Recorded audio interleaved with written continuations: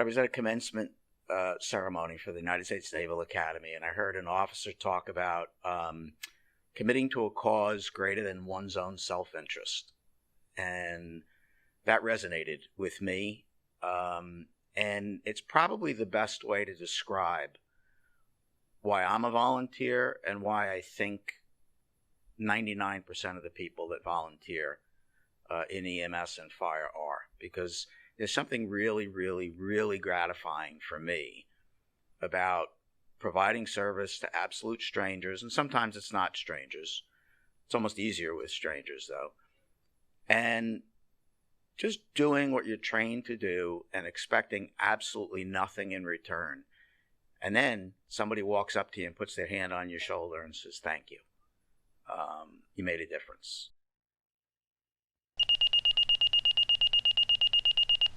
Massac Beach Ambulance, cardiac arrest, 9, Echo 1 response. We're repeating for the Massac Beach Ambulance, cardiac arrest, 9, Echo 1 response. Med come out. It was a Monday morning, and it was kind of drizzly outside, and a call came for a cardiac arrest. And when the call came across, they gave the address, and I immediately recognized the incident location because I live right next door to that address. And I knew the person. He was a coworker and a friend and my neighbor. And I was the first one on scene. I had breakfast with Neil the morning before on a picnic table in our backyard. We brought Neil back 3 times that morning, but he died. And that was really, really difficult. And I had to tell his wife that her husband was gone. That was the first time I did CPR. I think about him every August 28th. We did everything right. There's nothing we could have done differently. But I'll always remember, it changes things. When you're doing CPR on a friend, a coworker who works for the same agency that you work for, not that there's anything easy about doing CPR, but you really want the stranger.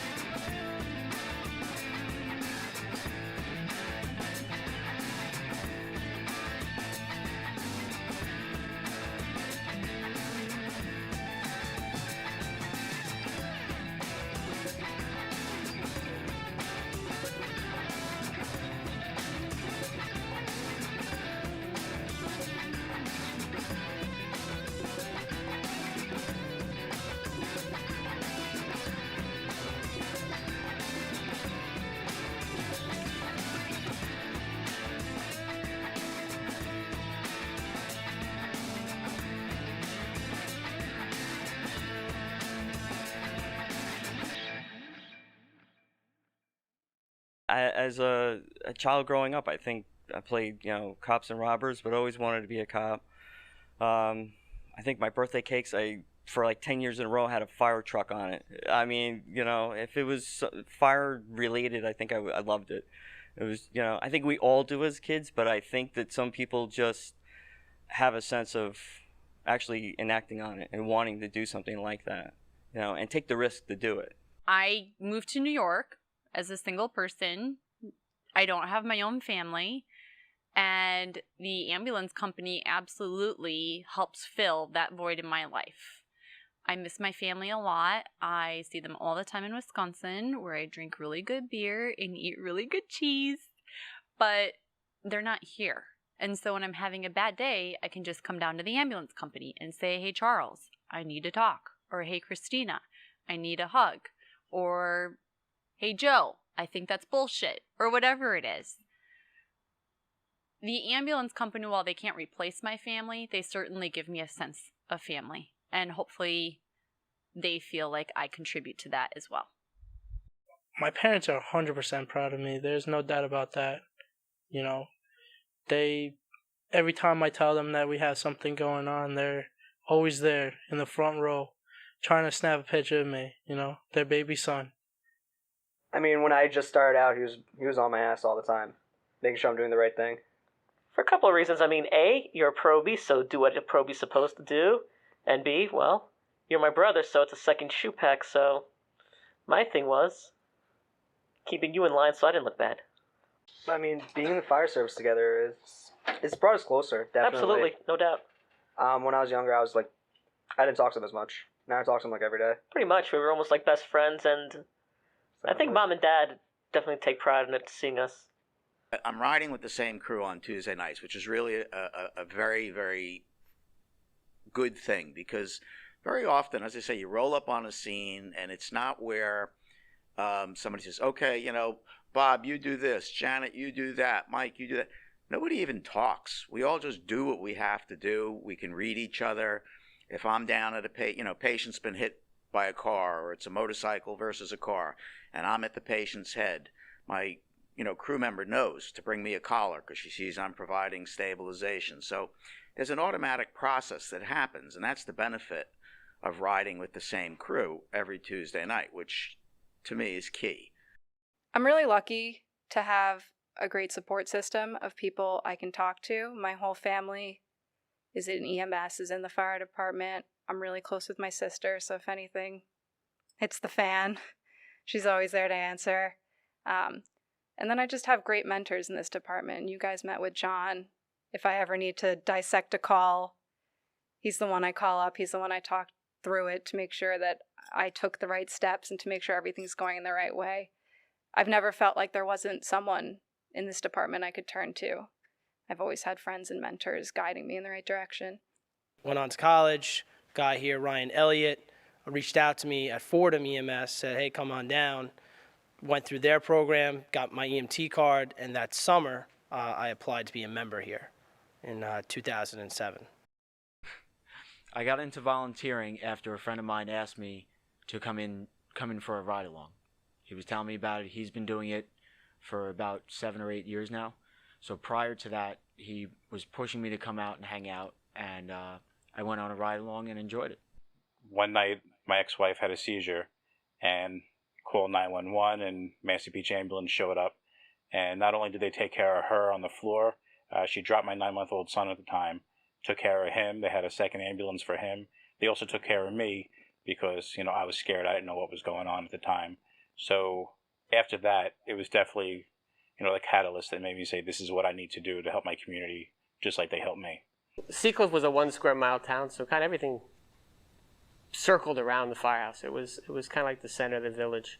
And they had a junior fire department, or a junior drill team.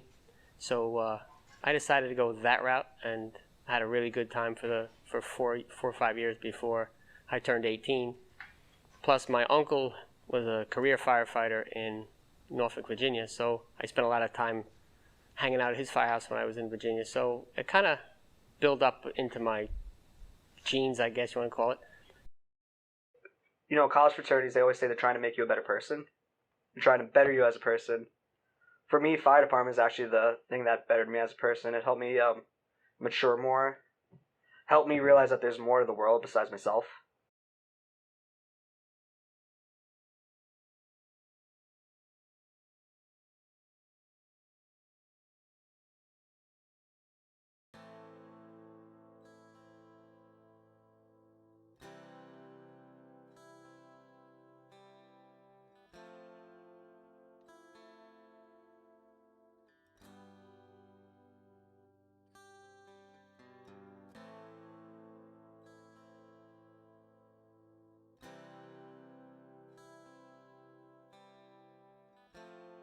started as a member September 1st of 2001. When September 11th happened, I was actually still in high school. I was a high school senior when everything unfolded. I left school early. I came down here.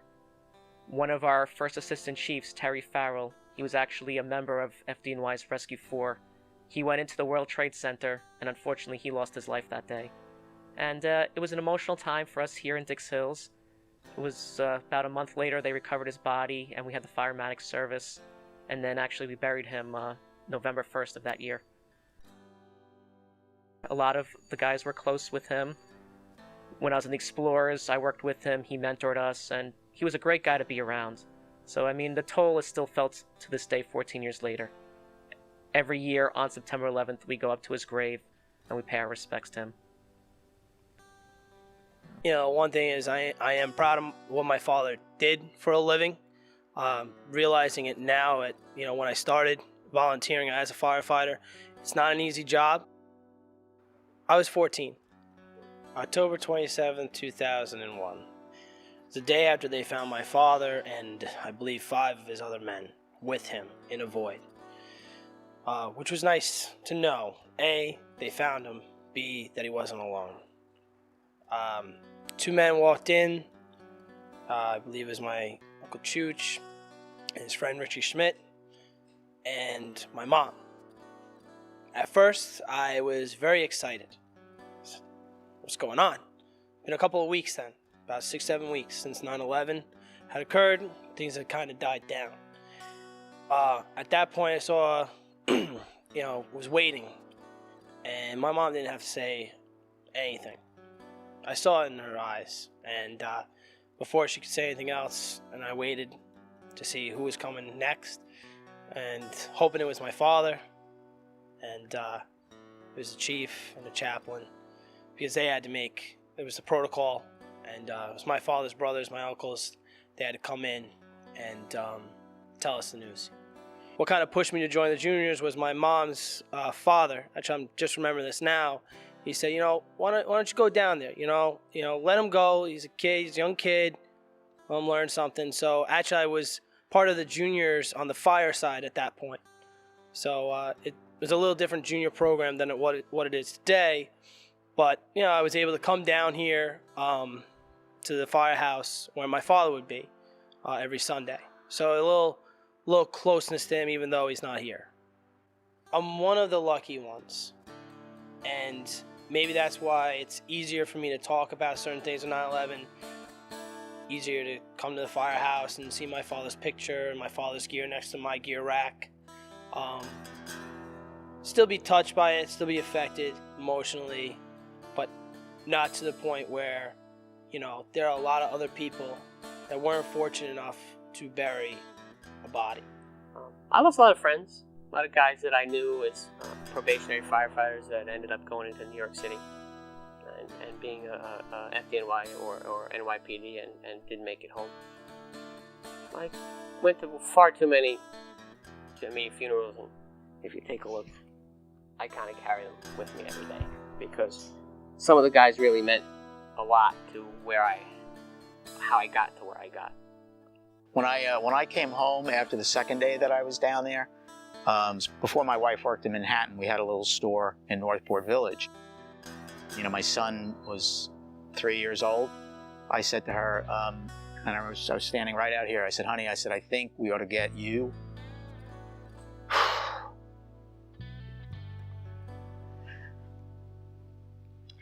I'd like you and Jackson to get out. Just, like I said, it changed everything. I felt like we were at war, and we are, still are, But my in-laws are in Oregon, and I thought, get out there. Let's, we'll go down to my folks down south, but let's get out of here because this is not going to be what we knew it to be. And I remember that stench here for days, and it smelled. My uniform, I put outside. I couldn't stand it anymore. I don't know how FDNY guys still do it. I really don't. I give them a ton of credit. I mean, you know what? There are times, very often, where I wish I had never gone down there. But then I thought, why do I deserve to be spared that? I shouldn't be. Everybody everybody who's got an opinion should know, you know, what that was like and what it did. So, you know, I guess what I'm trying to say is at the same time, I hate that I went down there. I'm very, very glad that I did. When I do tell the kids, I teach seniors, and I'm like the senior teacher, the senior activities coordinator. I tell them on like the last day that I see them, that no matter what happens in life, and some of my kids have had some bad things happen to them. You know, some of them are homeless, some of them are living on their own. You know, some of them, their parents are working 2, 3, 4 jobs just to make ends meet, and they're working too. I say as hard as it is now, it does get better, and it will. You may not be able to see it, but don't ever lose sight of what you want to do in life, because the moment you do, that's when you make a mistake. Actually, my first year working, my boss asked me, "Are you going to be in school tomorrow?" And it was like the 3rd day of school, and I said, "Of course I'm going to be in school tomorrow." It's like, "Oh, I'm just making sure, you know." And I said, "My father went to work that day. My father died doing what he loved to do. I'm going to do the same thing. I'm going to go to work today. I love what I do. And that's what he would want me to do." You know what, the other thing that was hugely compelling, and I remember this is when I remember thinking we're going to be okay. I remember walking out, and both sides of West Street were lined with New Yorkers with, you know, signs and, you know, basically clapping for us. And I remember city buses coming out loaded with firemen who had been working down there for, you know, 20 hours and stuff. And there was a, somebody said to me as I was walking, just a bystander said, hey, you know, like, lift your head up or something, or, you know, not that I wasn't smiling, but hey, what's the matter? You know, lift your head up. And I said, you know, there's nobody to save. There's no, you know, and he said, feel good about it, you know.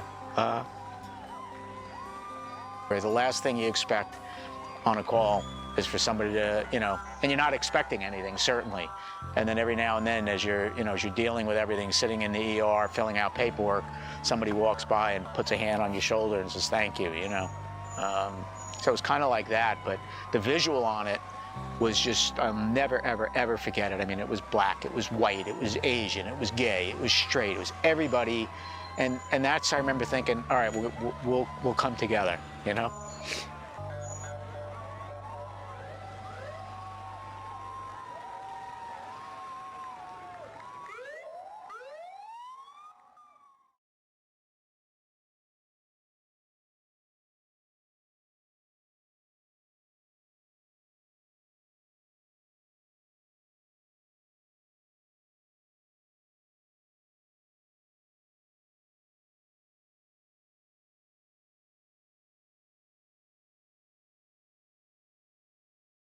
I guess people ask me, why do you still do it? I said, because it's fun. The moment it stops being fun, and the moment I go home aggravated every day, then I'll probably hang my hat up, but it's still fun.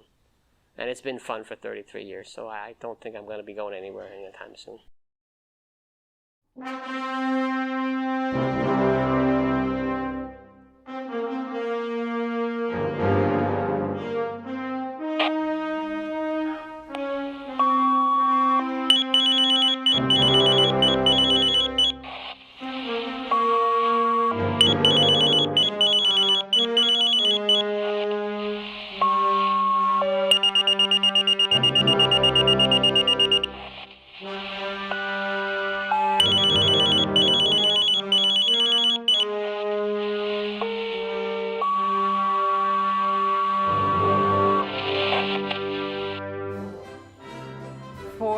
Supposed to, but we all just got new ones, so I think we have about 6 or 7 right now. A lot of pagers, a lot of noise when they're all on, but sometimes you can never find a single one. My wife always gets irritated when the pager goes off, especially if it's late night or if we're about to do something. Oh, my wife, yes, there are many times that, you know, family dinners, the pager goes off, you know, and it's a call, it's, you know, you're up leaving family dinners. I keep that thing on even when we're out and about, and she'd be like, shut it off. We're in a mall or a restaurant, it will go off. Well, my mom hates the sound of the pager, man. She does not like that. She said, turn that shit off. I don't want to hear that. It's dinner time. And even before my wife, my mother used to scream at me when I lived at home as a youngster, because it used to do the same thing to her. She said her dream is that hopefully one day she'll be able to A, sleep through it, or B, not get scared every time it goes off. She really doesn't have when it calls go off, and she knows I have no control over those. Every once in a while, she would rather me ask, and make sure she doesn't have something to do before I run out the door. I think what irritates her most is there's some nights where I don't even hear it and it's all the way up, and she's just screaming me to get up and get out and go on the call. But she'll hear it, or sometimes I'll forget the pager, or during the day on Saturday when it goes off, she'll jump. Weekends, nights, we have overnight crews, so 2 o'clock in the morning, the pager goes off, you're running out the door to go on a call. So yeah, there are stresses that go along with that, and times when you gotta get out on calls, and they come in and they interrupt your life, and it doesn't matter what's going on, but you try to do it. My parents, they hate my pager. Steaming off the question you asked earlier, they hate it. They'll come in and turn it off on me, and then I go, why would you do that? It's like you don't want me to help. But other than that, they are really supportive. They actually bought me my first blue light. I think you get a lot of passion. You get a lot of people who do this because they love to. You don't get people who are doing this because it's their livelihood or because it's what they depend on. They're doing it because they want to. Even if you're doing EMS as a paid thing and you're still in a volunteer organization, you're still doing it because you want to. You want to help people. You want to better the community. You're not doing it for money. And I think that sort of keeps a little bit of the livelihood and a little bit of the spunk and eccentricity we have up here, because no one's forced to be here.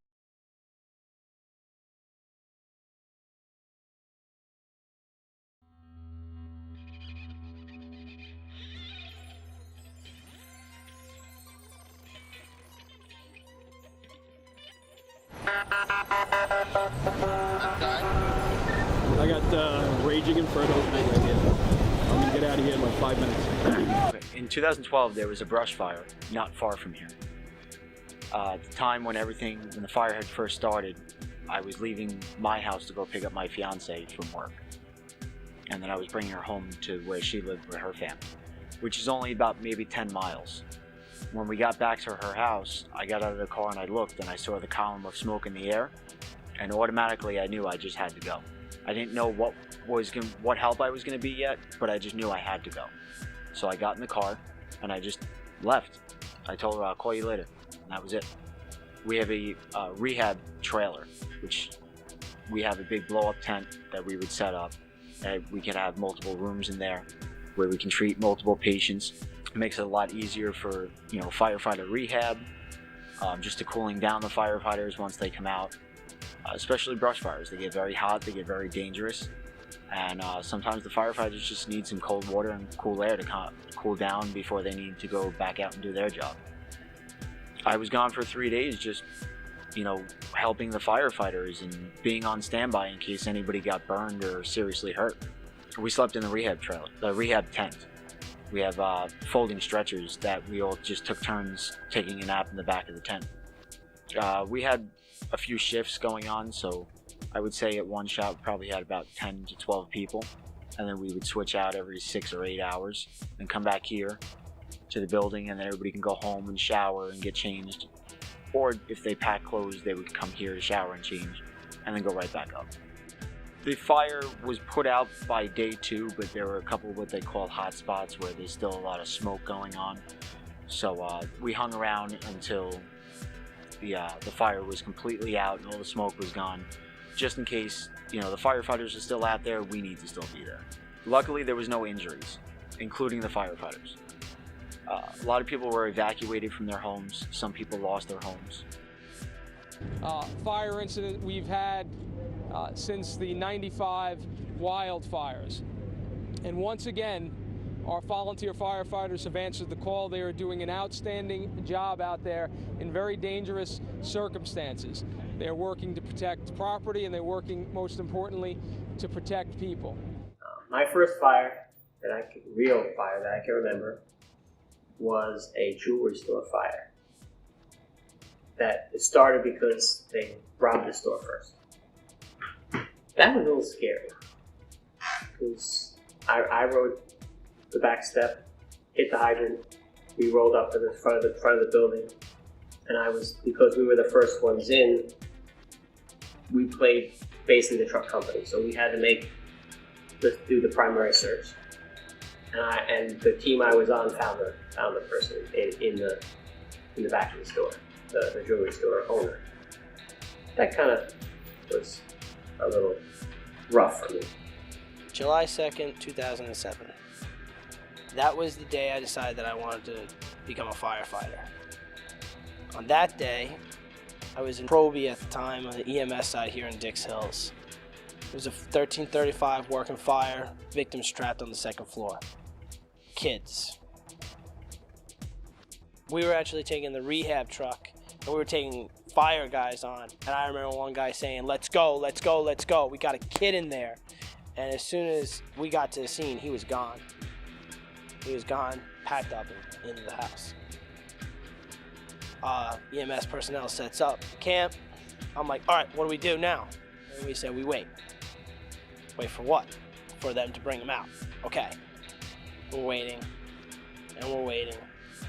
And our guys worked hard. I mean, you had guys coming in, coming out, changing bottles, and going right back in. You had guys pushing the fire with the hose line, trying to get to the fire to A, under control, and B, to get to that life hazard. And to me, that day I was like, okay, you know, I wanted to be the guy to keep pushing. You know, not that if I was a firefighter that day, that would have made a difference, because we have some awesome firefighters, guys I can even, you know, dream of becoming one day, you know, but guys worked their asses off that night. I remember it because it's my birthday.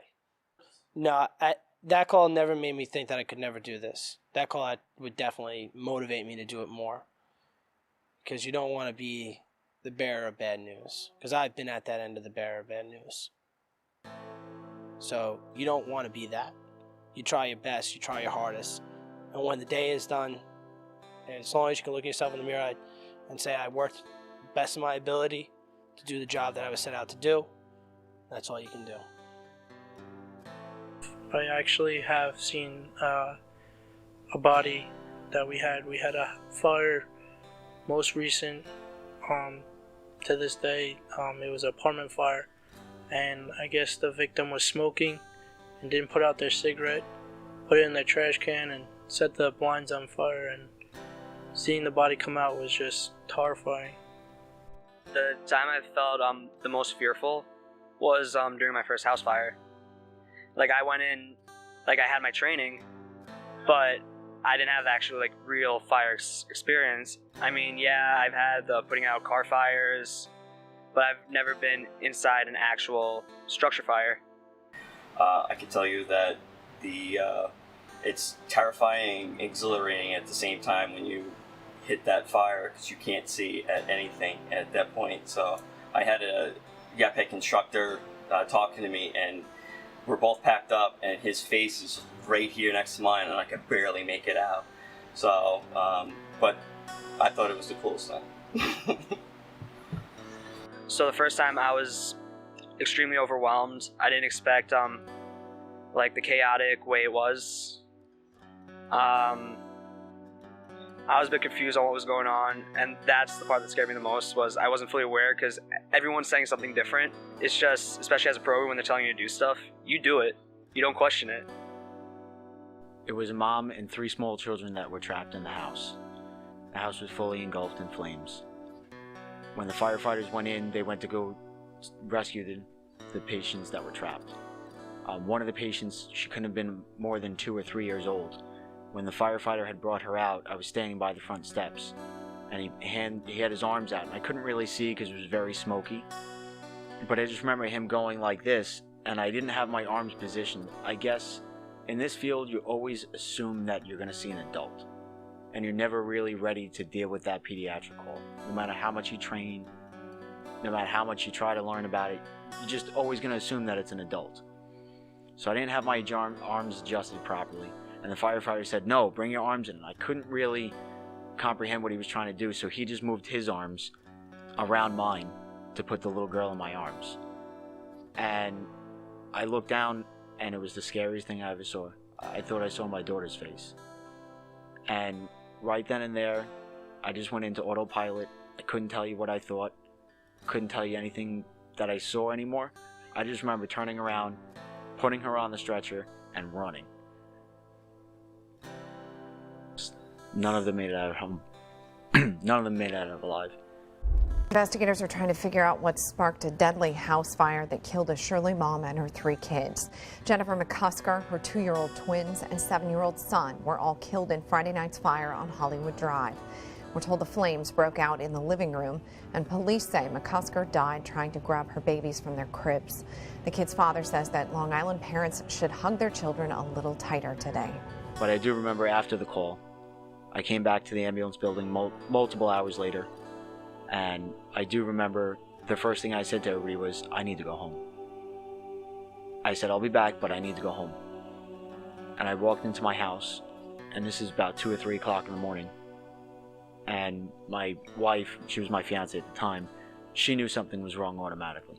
For me to be coming home in the middle of the night, and I didn't say a word, I couldn't say anything.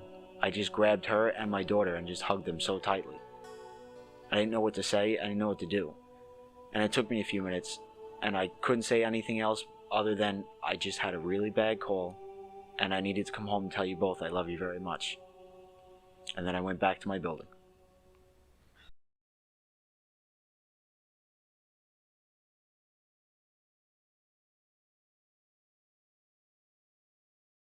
My first job was at a Catholic school, and my interview was, how many times you go to church? And I said, I'll be honest with you.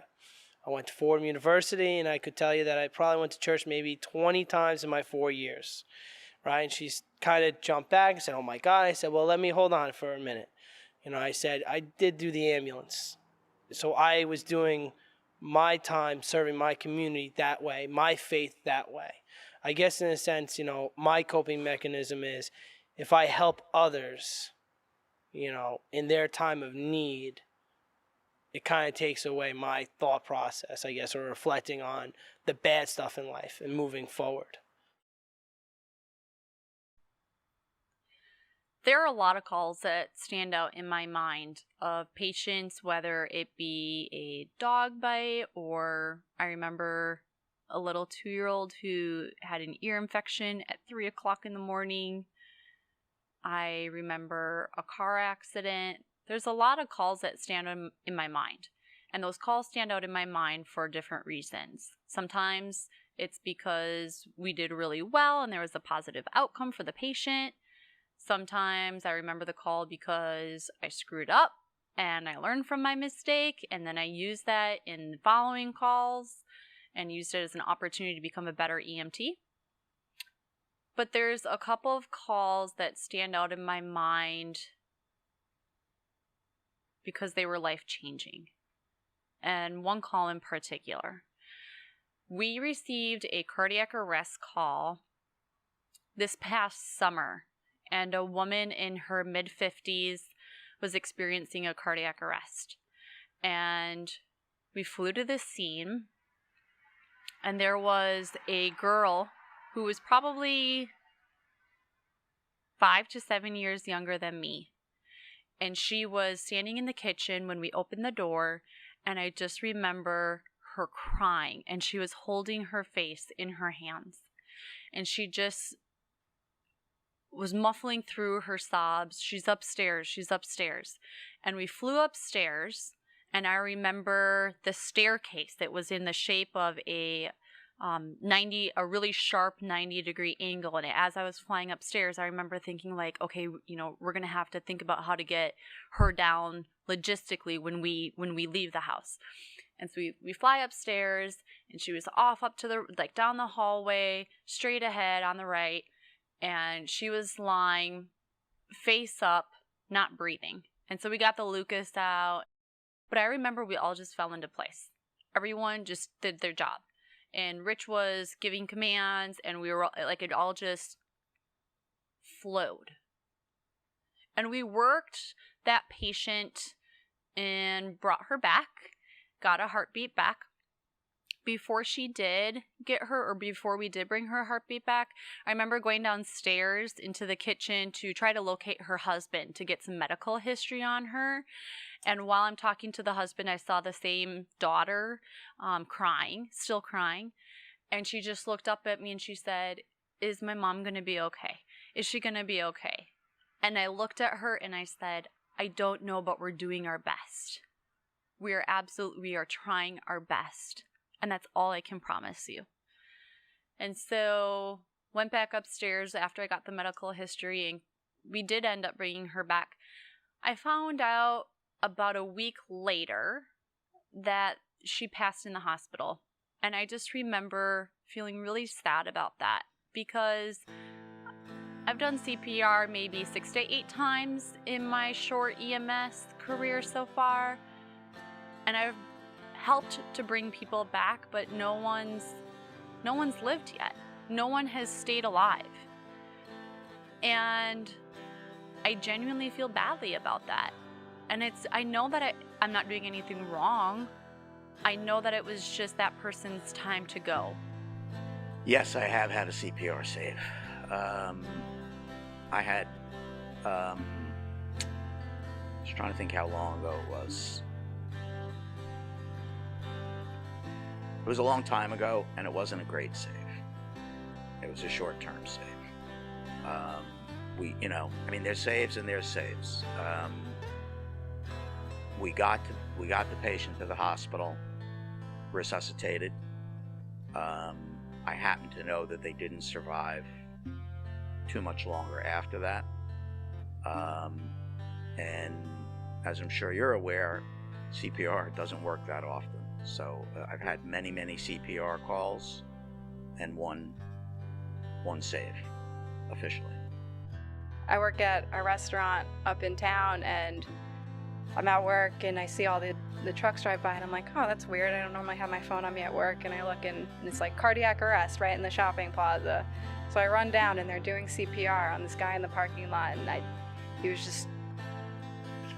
had to be a few years older than me, which is always terrifying to me. And they're doing CPR on him, and I start bagging him for them, and his eyes are just open and looking at me, and I don't know, I still can see them in my head.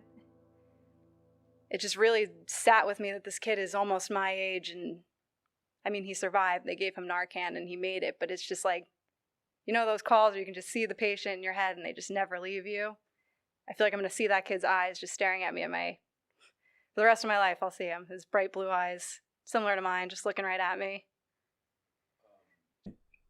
I don't know how many CPR calls I've been on. I've been on more adults than I care for, and I've had 2 children, ages 3 and 5.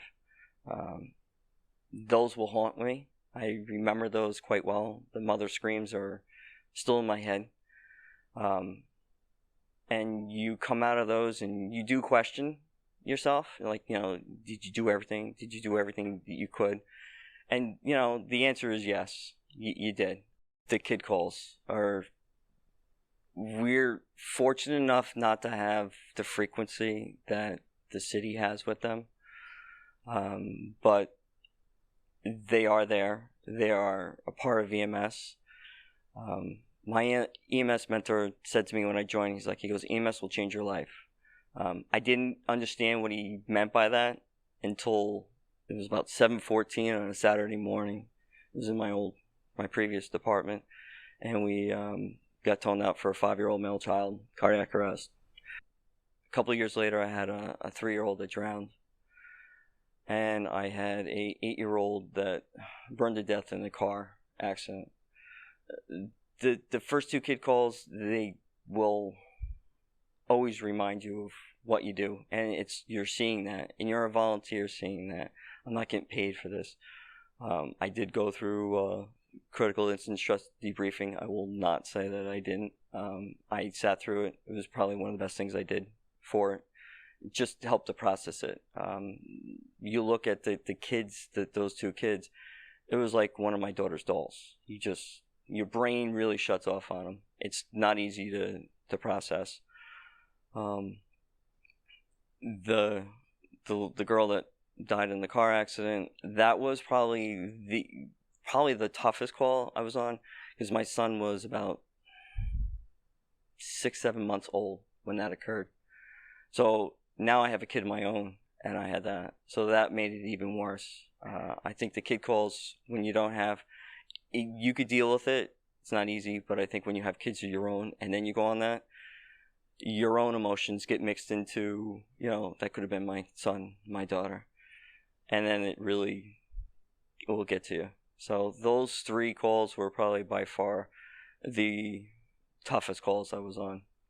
Because I know, once I found out my wife was pregnant, actually, I was on came over as a 1-month-old in cardiac arrest. Wow. Turned out the baby had a really bad case improvement, was having trouble breathing, but when I heard that, and like I said, 1-month-old, and I just realized, oh shit, that's going to be me soon. My perspective of pediatric calls has definitely changed in the last 9 months already. Yeah, his perspective has changed a lot. And one day, yours will too, God willing. I go home and hug my daughter pretty tight. I have to admit that. When I have kids when I hear a kid come over the pager, I'm out the door. And those are the calls that I never hear about me leaving the house. But when I do get home, I do kind of go sit with my daughter and just realize how lucky I am. There are times where we show up for vehicle versus pedestrian accidents, or VPEDs. The pager goes off, you know what you're going to show up to. Sometimes they're completely minor, somebody just got bumped, and there's some times where you find somebody dead in the street. Those you're almost prepared for because the call comes out.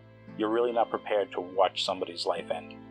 While driving northbound on William Floyd Parkway, I was entering the intersection for Roberts Road, and a woman walked out in front of my truck. And while driving, I noticed there was a silver pickup truck slightly off to my left and behind me. This woman stepped out in front of me.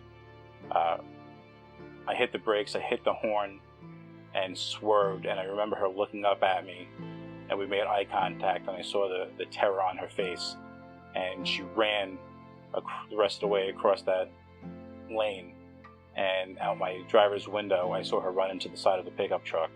Police say the woman was killed instantly after being struck by this silver pickup truck that was heading north on William Floyd Parkway. Hours later, the road reopened, but the woman's groceries still lay scattered by the side of the street. After that call, crisis intervention team showed up on scene, and I spoke to them briefly. Spent a lot of time talking to the rest of my crews that I ride with on a regular basis, and you have a trust built up with them for riding together all the time. So I spoke to them a lot.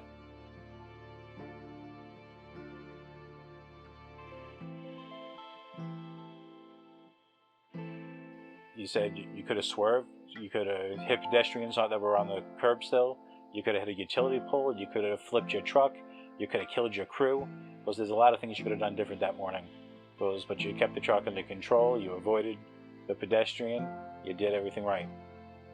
So just him telling me all the other options that could have happened, that kind of straightened my head out. Not so much a toughest call, but one of my toughest realizations since volunteering here at the Massac Beach Ambulance Company. People who call 911 for a vast array of reasons. It could be an earache, it could be a cardiac arrest, and most of the time it's something in between. It's really difficult for me to see people from not great financial or socioeconomic backgrounds need medical help and not be able to get it. The very first call I ever got since volunteering here was the 3 a.m. call of the little girl who had an earache. And I just remember being mind blown because I didn't even know that we would transport a little girl who had an earache to the hospital at 3 a.m. And what New York has taught me and the Massac Beach Ambulance Company has taught me is that everyone, regardless of their background, if they call 911, we are going to provide them the best level of care that we possibly can that's appropriate for that call. So that was a pretty humbling experience for me, and that was a tough realization for me. I had to do some soul searching inside and try to figure out why I felt so frustrated about the situation. I don't have any answers. Everyone deserves medical care and attention, regardless of who and what they are. The VA is right here, so we have a lot of veterans who unfortunately have a lot of alcohol abuse and a lot of substance abuse problems, and we have the train station right here, and we just all the time we're picking up these men, and just these men served our country, and I'm picking this poor man up, and he's telling me he's homeless and he has nowhere to go, and he just needs to go to the VA because he ran out of money to get alcohol, and he's just waiting. And then those just break my heart, I think, the most, actually. Those poor veterans who I'm just picking up and taking to the VA, and they're just gonna detox and they're gonna be released, and I'll see them in a few days. It's just, those are hard. The worst call I had to deal with in my 14 years as an EMT would be the 3-month-old that I had in cardiac arrest.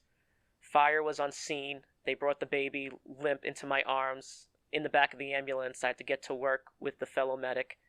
And it's tough resuscitating a neonate. It was just, your adrenaline's pumping and you're trying to remember what you learned in the textbooks and get this thing right, since obviously babies can't talk and you don't know what's wrong with them. Unfortunately, when we got to the ER, the baby did perish, and it was very tough to explain that one to the parents. Fires don't really affect me so much, but the medical calls do. I've had my fair share of serious calls that kind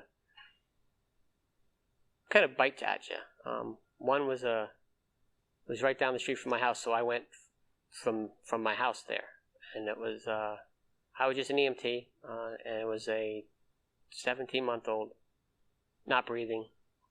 That hit me hard, not so much, I knew I did the best I could do, but she didn't make it. And I never could figure out why someone that young doesn't make it. I just never could figure that out. So, when you get home, and you're trying to, after being on a call like that, if you have a family that understands being part of EMS or fire, you could talk to them, they will understand. But for the most part, most of them don't. So you try to act normal, put on a good show, and you try to just process it, and you look at yourself, and you'll have many wakeful nights. And days thinking about it, and you replay it in your head over and over. Should I did this? Should I did that? What could I come better? Did I do the right thing? You will analyze yourself. But to process it, you just gotta. I think you gotta just realize that in the end, you did the best you could. You know, I mean, and if you bottle it up, you gotta go talk to somebody. You can't keep it inside you.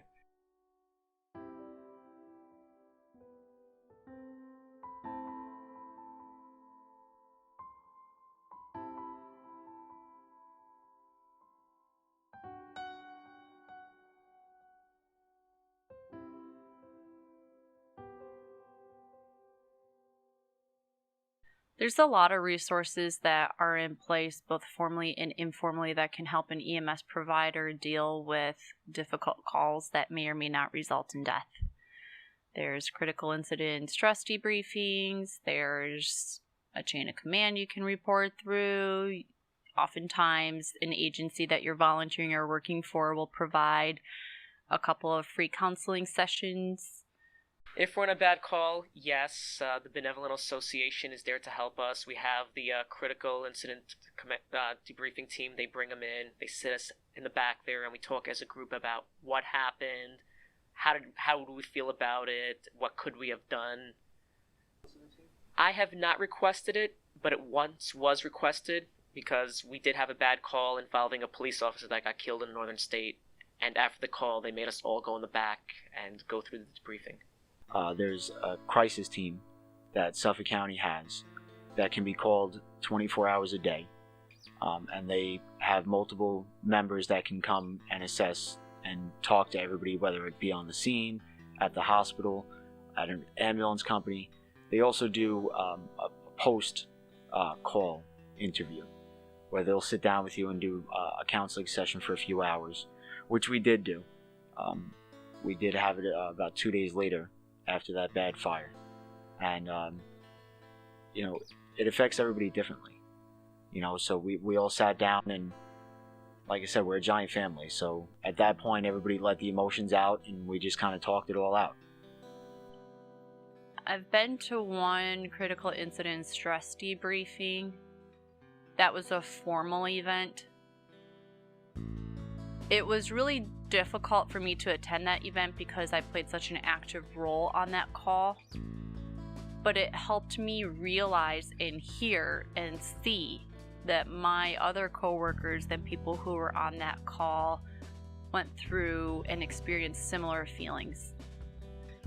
But I would say that generally when I have a hard call, I talk to my friends who are fellow volunteers.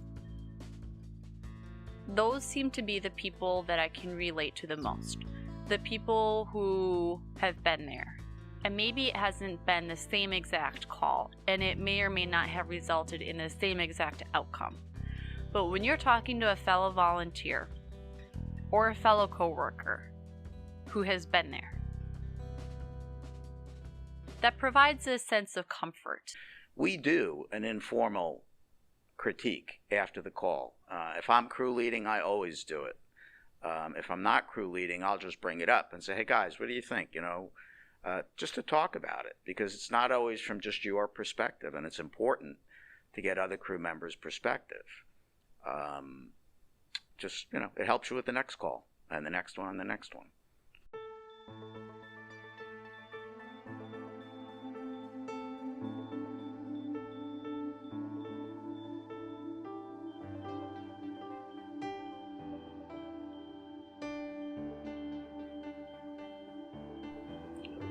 Another call that comes to mind is a cardiac arrest that we had, and it was a witnessed arrest. We did what we had to do, brought her back, and I'm sitting in the ambulance about 3 months later on the ramp waiting for another call, and I'm like, I know that lady. She was dead, and we brought her back. So it was really a neat thing to see her walking down the street 3 months later. It was really cool. It makes all the negative calls kind of just fizzle away, because those are the best kind. Hands down, my most memorable call is when I helped a woman deliver her baby. It's still the best thing I've ever done, and it was in 2013. So the girl would be 3 now. Is just the most amazing opportunity I think I'll ever have, and I'm patiently waiting to do it again. The call came over at one of the doctor's offices we have in district that a woman was in labor, 9 centimeters, and I booked it up to headquarters, and they actually had a full crew waiting, but everyone in this department knows how much it was my dream to deliver a baby, so they actually saw that I had called in, and they waited for me. And we go, and this woman, she walks out to the ambulance, and I'm speaking to her and saying, oh, what number baby is this? And the doctor's coming in, she's like, I'm not gonna do anything, I'm just gonna sit here because next time I won't be in the ambulance with you. And I said, okay, that's great. So we get going and saying, oh, I'm gonna name her Juliana, it's a girl, I have 3, and then all of a sudden the baby was coming out, and it was like everything you think you know, it just like everything went black, and it was like tunnel vision to what I had to do and what had to get done. And there was 3 EMTs in the back and this doctor standing here, and all of a sudden there's this perfect little baby in my arms, and she was so stinking cute. And I picked her up and she wasn't crying, and I'm like looking over at the doctor, and the doctor's like, you do it. So I'm like sitting there panicking, everyone's like trying to stay as calm as possible. We put the little baby on the mom's chest, and the baby starts crying, and I'm like, oh, thank God. My most rewarding call in this career actually wasn't even a severe call. It was more of helping your neighbor out. My brother was there for this call as well. It was actually our elderly neighbor across the street. She slipped and fell and dislocated her hip. I was responding from my house where I live in Comac. My brother was first on scene. I actually just came to the scene. And even though I knew she was in pain, we comforted her, put her in the ambulance, and I rode with her to the hospital just to keep her calm. she wound up going for rehab and now is walking fine and her high spirits, and she was very thankful to my brother and I guess it was just good, you're helping your neighbors here. I mean, it wasn't the most traumatic of calls, but it was just one where, a little medicine goes a long way. Actually, my first heavy rescue call, I was on the jaws, the spreaders, and I popped the door open to get the guy out. And I was maybe like 2 months in, and at the time we used Gershow to go trains, and they would give us junk cars to go cut open and pretty much destroy. This is our training pad for Company 2 and for the department. What we do, usually Thursday nights and sometimes on a Tuesday night, we actually do trainings where we come down here with the heavy rescue trucks and with the ambulance, and we cut the car up. The fire guys train on proper extrication techniques. Depending on the extent of the car, we actually practice with rescue. We'll have the rescue guys go in and pull a mannequin out. We cut the car up with extrication, and the fire guys practice burning and how to properly extinguish a car. What we do is we actually, as you see here, we put a crate in there, they put some hay, and they throw a road flanger to set it up. They let it go ablaze, and then they go in there quickly and properly extinguish it. I mean, our trainings usually take about an hour and a half. We do after the cut, they go over and review what they did and what needs to be done better or what they did well, and then they do the same thing with the burn.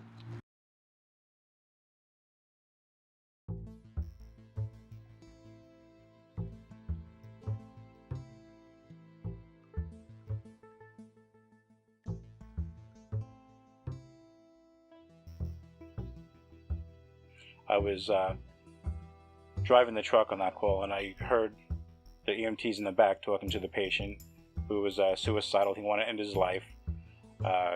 He's been having problems with his wife. They're going through a divorce. His wife is now seeing somebody else, and all those emotions that go along with the ending of a relationship and a marriage. And it's something that I've been through as well. So sometimes you can relate with the patients, and that's what makes you a good provider, is going through the same type of troubles that your patients have gone through and being able to help them. And I told him a little bit about my story and what I was going through. And, we had a little crying session, we talked it out, and he just hugged me. And, that day I believe I saved that man's life. No CPR, no bandages, no crazy interventions, just sharing a story, letting him know that he's not alone. There are many people going through depression and suicidal ideation, and there is hope. And with some time, with talking it out, some therapy, that there will be light at the end of the tunnel, and this isn't the end of his story. And that day was probably one of the best interventions and best care I ever gave a patient. When you're talking to the patient whom you know is being battered, and you plant that seed in there that there is hope for them, and that when they're ready, they can seek help, and give them the tools to do that. That's saving a life. When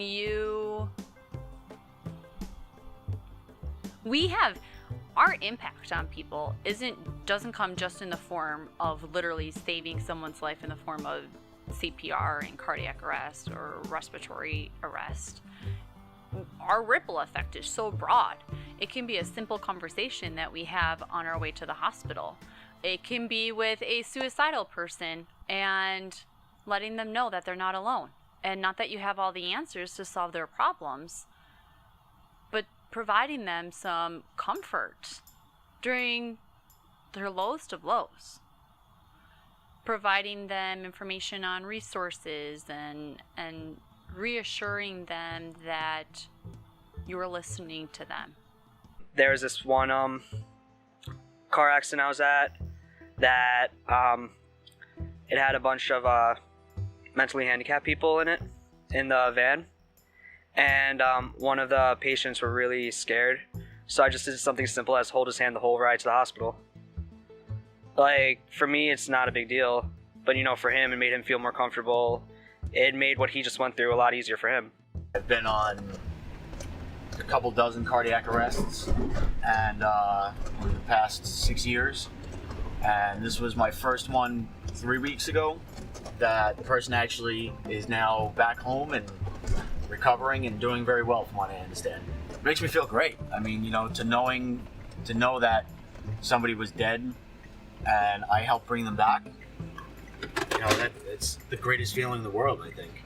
My first calls as a new MT was a cardiac arrest of a 9-month-old child. I would go in the house, the police officers doing CPR on this child, and get flustered. You come out of class thinking you're going to save the world, and then you get hit with things that you're not expecting. And that's why we all work as a team. Some of us have very little experience to no experience, and some of us have 10, 20 years on the job. At first it was horrible. You have a child having compressions done to it, and that's just a shock at first. Got the child stabilized in the ambulance, CPR in progress, and it turned out that the child did survive. That whole case was due to child abuse on the parents. We were there once before and we took the child out of that home for CPS, and now 3 months later we're back there for a child that was beat by their parents and was now in cardiac arrest. But this is why we do this job, for the outcome, and now that child is alive and well with a foster family.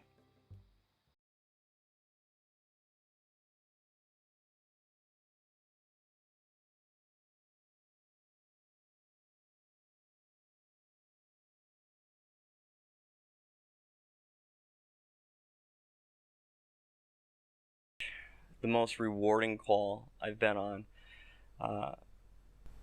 It's a story and a half. October 17th, 2012, I can tell you the day. I was riding on the 811 train out of Northport, going into Manhattan, for my own job. It's an express train, so we got to Hicksville, and a train conductor paged overhead and said, is there anybody medically on board? Can they come to the last car? I was sitting to the second to last car. So I walked through the doors.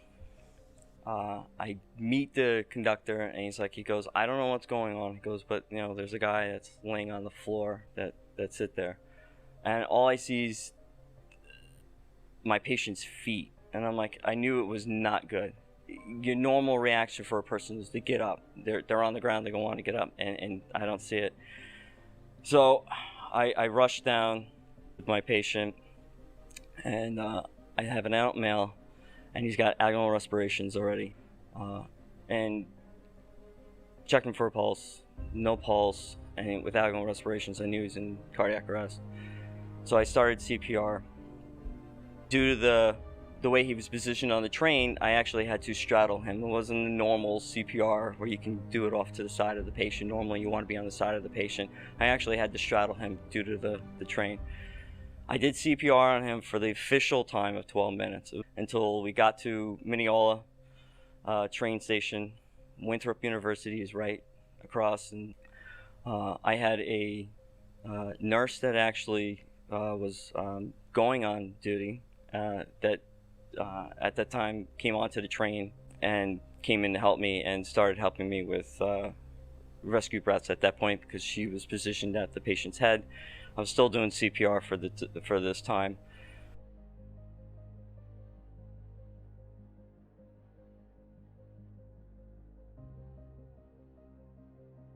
Nassau County paramedics showed up, put him on a monitor, did confirm that he was in arrest, shocked him.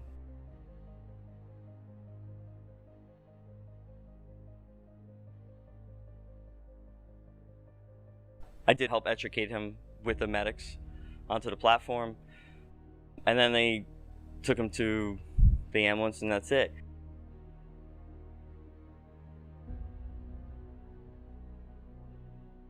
I ended up going back onto the train, found my bag because I threw it on a seat, got my pullover, and that's all I knew.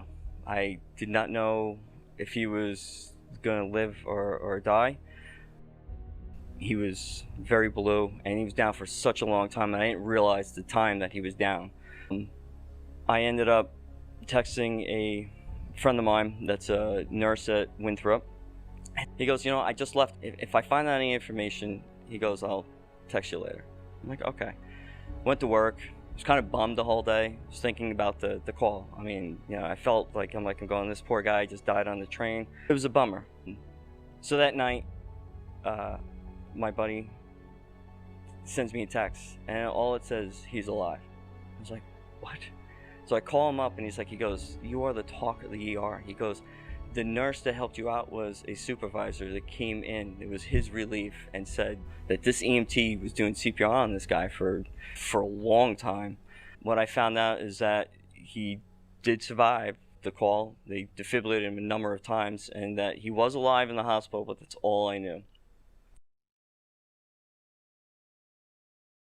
I come to, and I see my mom and dad, who both live in South Carolina, standing next to my bed. My brother, who lives in Virginia, standing there. My wife, my son, my sister from South Carolina, and my other brother from Connecticut. So the whole family is there.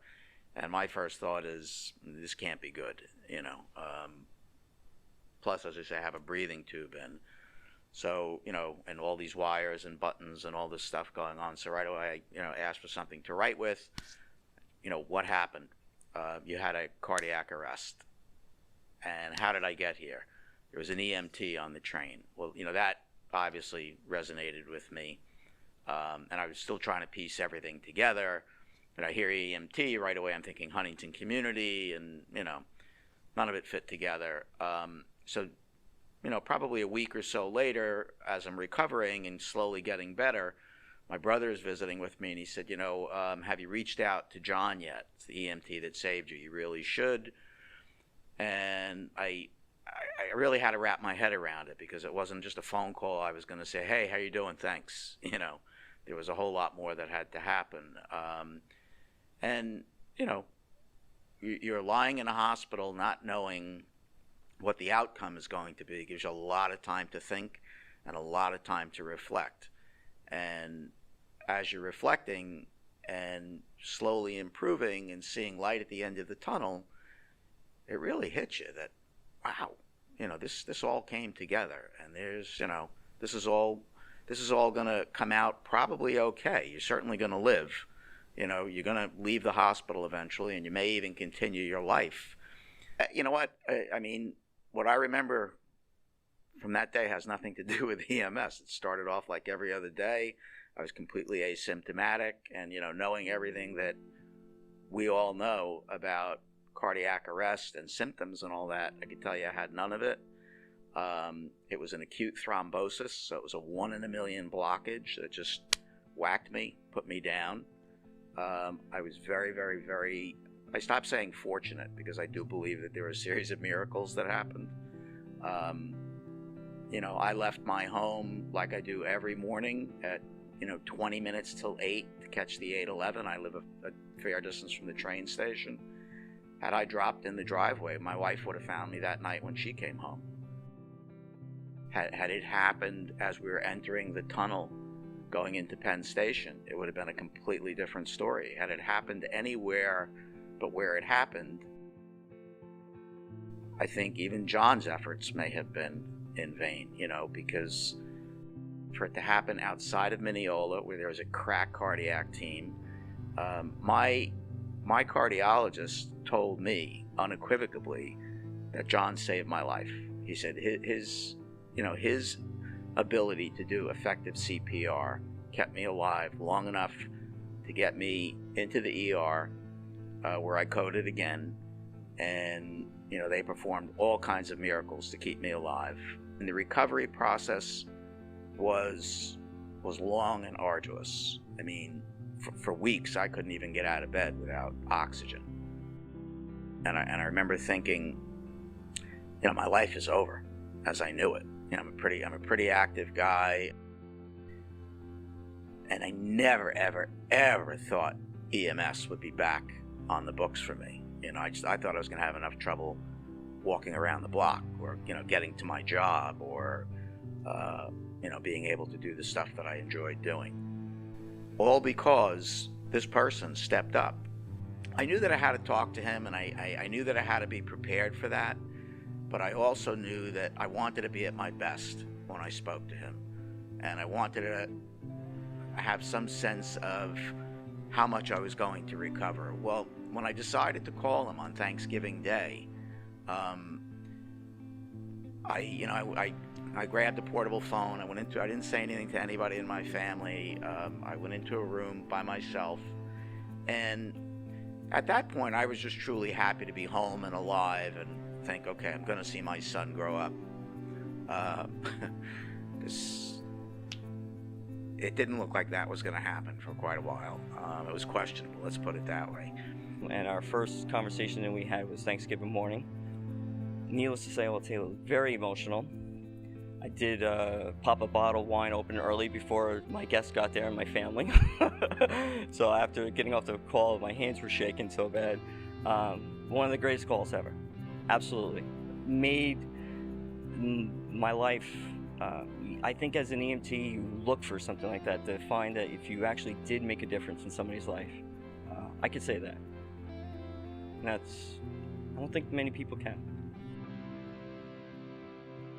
So when I spoke to him, I remember, obviously, like John said, it was very emotional. I remember John saying to me when he found out that he had not only had a save, but it was a brother EMT, that really hit me.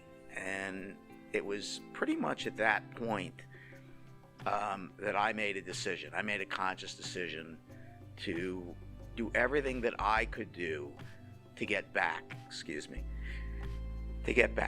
because what he said to me was, he said that to have a save was amazing, but to save somebody who could now go out and do what we do, that gave me the push that I needed. So I don't know if he realizes it, but he saved my life twice. It got me back to EMS. It got me back to doing something that I'm very passionate about. And can you imagine if I have another save? Had he not saved me, and I have a save now where I can impact somebody's life?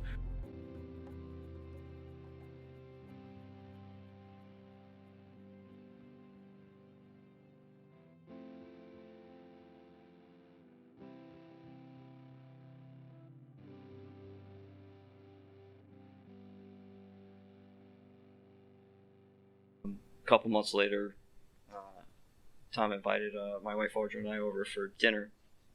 It's when I met your parents. Right. Met your brothers, two of them, and your son, and Cheryl, your wife.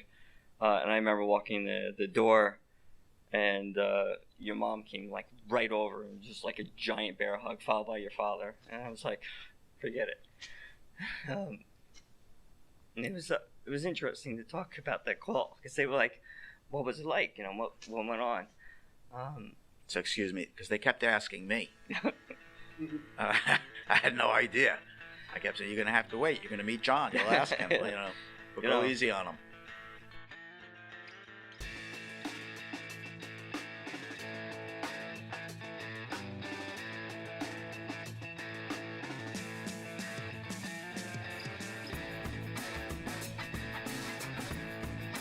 I'm very proud of what he does. To know that he's helping lives and helping family lives as well. The drawback, like you said, but the rule of our house was no cell phones during dinner, with the exception to your pager. And that's all understandable. We just got to go, okay, we want to clean up when it comes back in.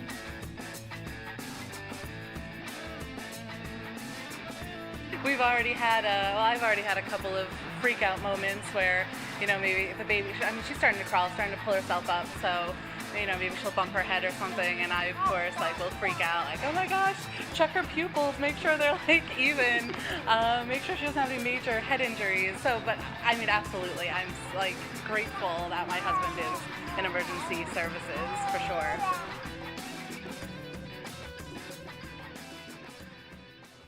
No, it's not. It's not. As I said, I'm riding with the same crew. We're not keeping the toilet. Thanks, John. Sorry. Your interview was okay, not so much your toiletry. That is definitely going to the outtakes. That is going to the outtakes. That was it. Actually, the flush wasn't as bad as everything we heard before that. Crime scene would go. Okay, 105 toilet flush.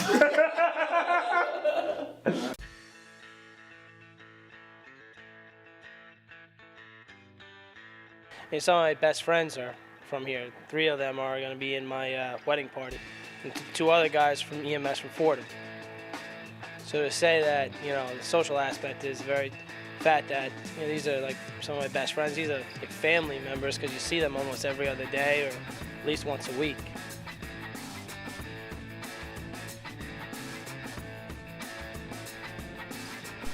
I wouldn't change anything about volunteering. I love the way it is. It's a great thing to be involved in, and everybody should join.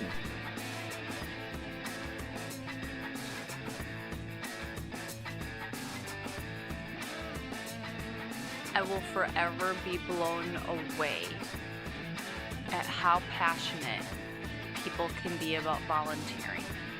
These are people who volunteer before work, after work, on their weekends.